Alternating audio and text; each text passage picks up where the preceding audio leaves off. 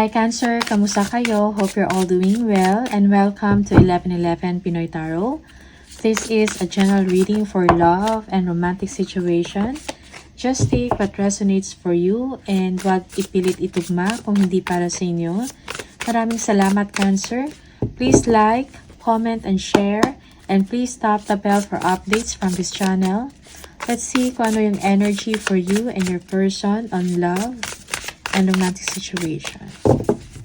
Ano yung energy ng person mo and towards you, Cancer? Energy ng person mo towards you. Energy ng person mo towards you.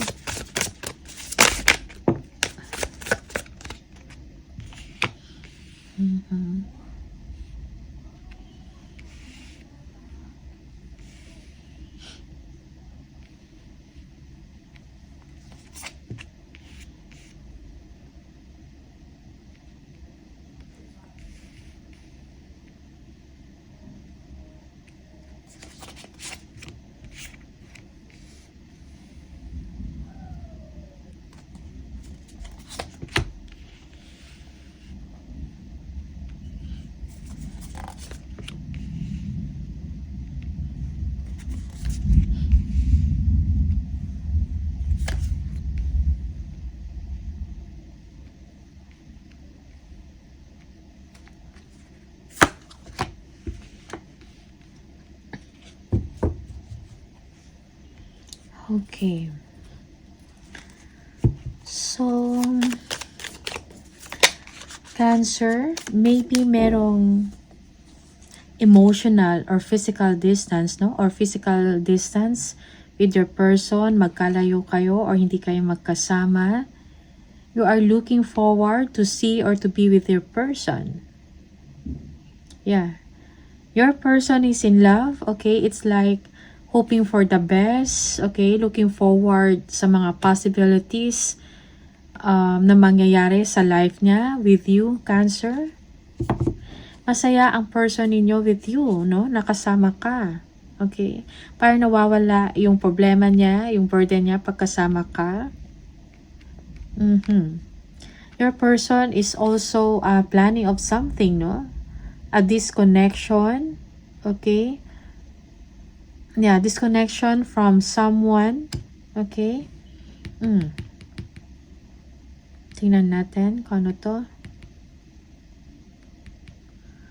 Yeah, planning about the future. Okay, planning to cut people na hindi nakakatulong sa kanya or distraction sa kanya or sa inyong relationship. This is for some of you, Cancer. You are very happy, Cancer, okay? Parang may wish come true na nangyari sa part mo. Okay? Ayan, parang natutuwa ka sa nangyayari ngayon sa sitwasyon mo, okay? Also, your person.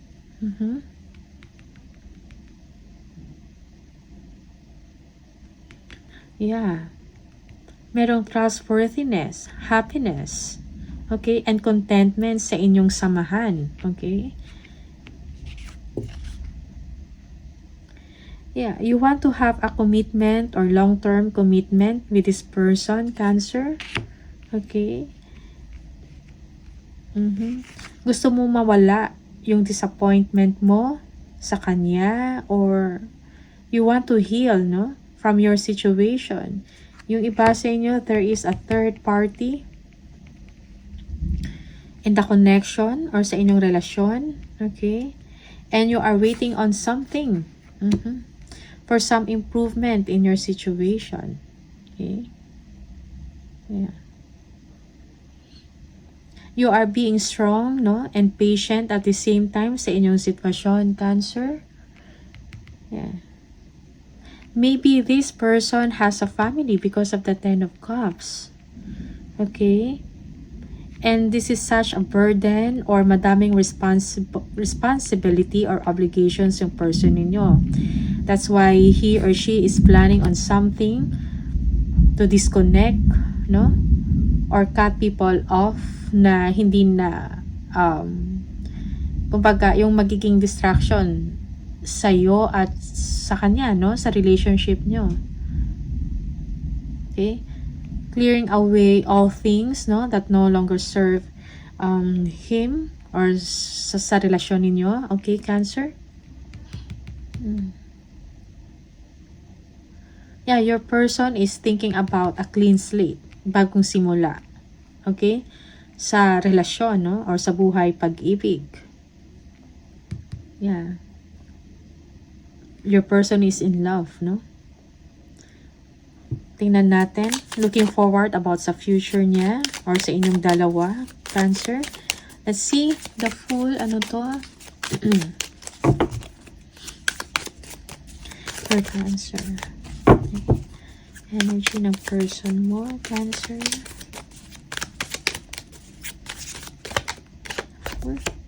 Okay, the Star.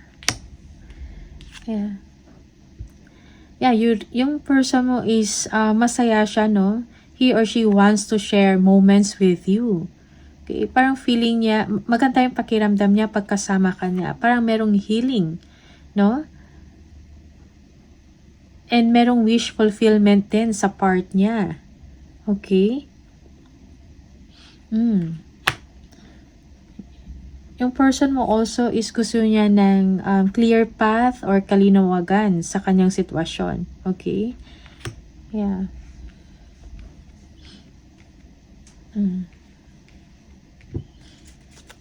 Ten of Cups. Tingnan natin. Paano to?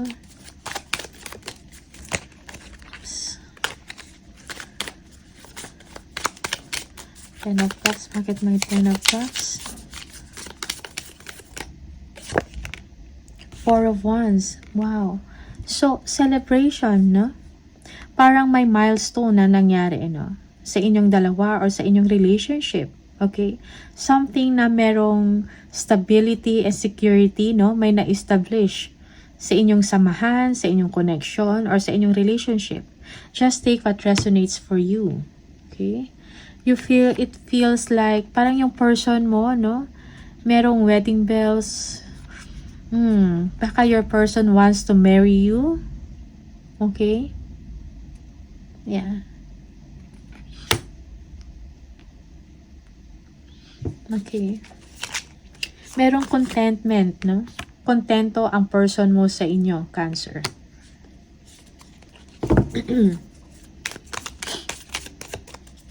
Merong celebration na nangyari. Okay? Ten of Wands, ano to? For Cancer, please. The person in Cancer. Ooh. King of Pentacles, yeah. Your person wants to be the provider. Your person wants commitment, no? And, well, maybe this is something na parang mahirap sa kanya gawin because of the Ten of Wands, no? Because of the obligations. Marami siyang responsibilities, or obligasyon, no, sa part niya. And this is something na gusto niya to ibigay yung commitment, but it's difficult. Okay? Yeah, your person wants, parang pinapakita sa inyo ng person mo ang kanyang pagmamahal through being a provider, a supporter, no, a protector, something like that. Okay?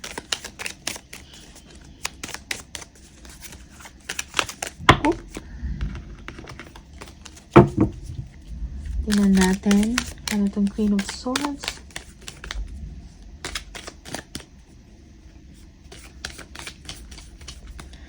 Okay. Your person, okay, maybe something, yeah, your person wants to do the right thing, no? Gusto niya maging open-minded sa situation niya. Okay? Situation niya and about sa inyong dalawa. Maybe your person also is being observant sa inyong relationship. And at the same time, nagpaplano din siya kung ano yung pwedeng gawin sa sitwasyon nyo. Because merong third party, no, na involvement in the situation. Okay. Justice, Queen of Swords and Justice, divorce. For some of you, yeah, maybe someone or your person is divorcing someone. Okay. Cutting out another person in your relationship. Something like that. It is too specific. Tingnan natin. Ano na to?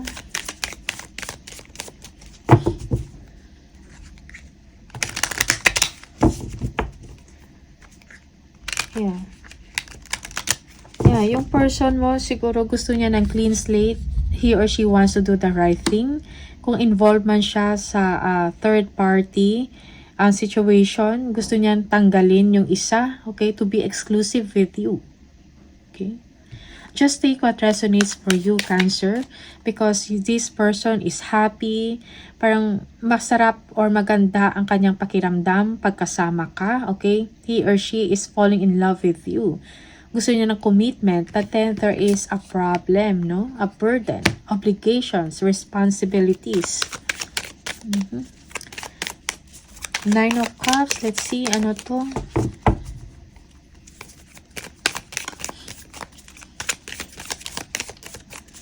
And Nine of Cups. Two of Pentacles. Okay. You feel na parang binigyan ka ng oras, ng time, at nagiging harmonious yung relationship ninyo with this person. That's why you feel happy, no? You feel balance. Okay. Pasensya na po sa ingay, sa background. Let's see, Knight of Pentacles. What is this? Okay. You want commitment, no? Long-term relationship with this person. But I think you are lacking confidence. Okay? Negative thoughts, no? Nag-iisip ka ng mga hindi maganda or merong restrictions. Something like that. Okay? Yeah. You really want to have a commitment, no? With this person. Something solid na relasyon with this person. Okay? Pero parang nawawalan ka ng confidence, no? You are doubting it, okay? You are doubting. Sometimes it is just an illusion that you are, na parang you are black, no? Let's tingnan natin, Three of Swords, kung ano to. Yeah, you want to have, you want to work things out with this person. Merong collaboration, no? Yung nag-work kayo together para mo overcome to yung third party na to, okay? Yeah. Yes, you want your person na ayusin to, no? Kung ano man tong third party na to, gusto mo na yung person na to mag-take ng initiative, ng plans about this, bigyan ng solusyon, no? Yeah, because you want to be exclusive with this person and wala namang problema sa person mo kasi masaya naman siya sa'yo, no? In fact, yeah, parang merong marriage, no? Your person is thinking about that. Okay.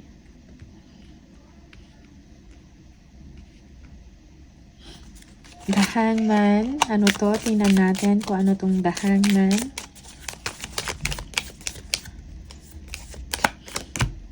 Ace of Wands. You are waiting for a new beginning with this person. Something, well, Ace of Wands, something sexual, something like that. You are thinking about that for some of you. Or you are waiting, no? Na gumawa ng aksyon yung person mo to have a new, exciting beginning with you. Cancer. Okay? Productivity. You are waiting for that also, no? Maybe you are planning to get, to get pregnant, no? Because of this Ace of Wands. Okay? Or you've been thinking or dreaming about that already. Okay?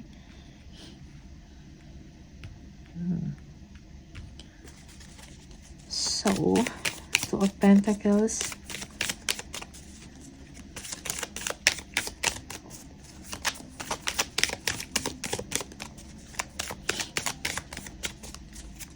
Yeah, and meron, may kailan ka mga decision. So, you feel happy, you feel good because it seems na parang alam mo na ngayon kung ano yung direksyon, no? Or nagiging balance, no? Ang inyong pakiramdam or ang inyong sitwasyon.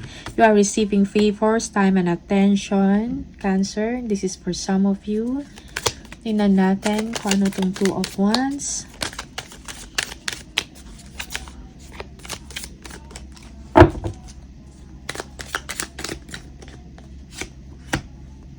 The Tower. Yeah. Okay. You are looking forward na merong something na kaayusan na mangyayari sa inyong sitwasyon, no? You are waiting for some news, you are planning already, okay?